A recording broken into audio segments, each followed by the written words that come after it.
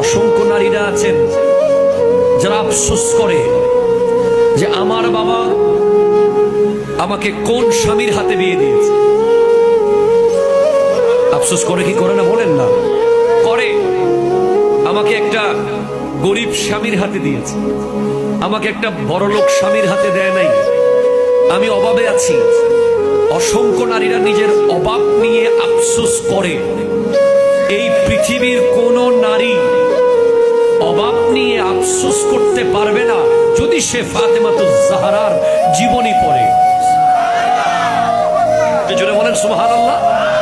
আবারও বলছি, এই পৃথিবীর কোন নারী নিজের অভাব নিয়ে, ঘরে চাল নাই, ঘরে ডাল নাই, গায়ে গহনা নাই, নতুন নতুন শাড়ি নাই, নতুন নতুন বড় বড় বাড়ি নাই, এই আফসোস করার সুযোগ নাই যদি সে জানে ফাতেমাকে।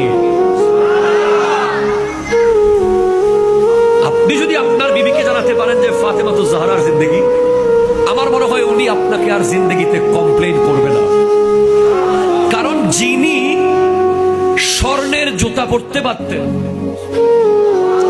যিনি চাইলে স্বর্ণের জুতা পরতে পারতেন, স্বর্ণের মুকুট মাথায় দিতে পারতেন, স্বর্ণের রাস্তায় হাঁটতে পারতেন, স্বর্ণের বিছানায় ঘুমাতে পারতেন, উনি সৈয়দা ফাতেমা, যার সিজদায় আসমান থেকে জান্নাত থেকে খাবার আসে,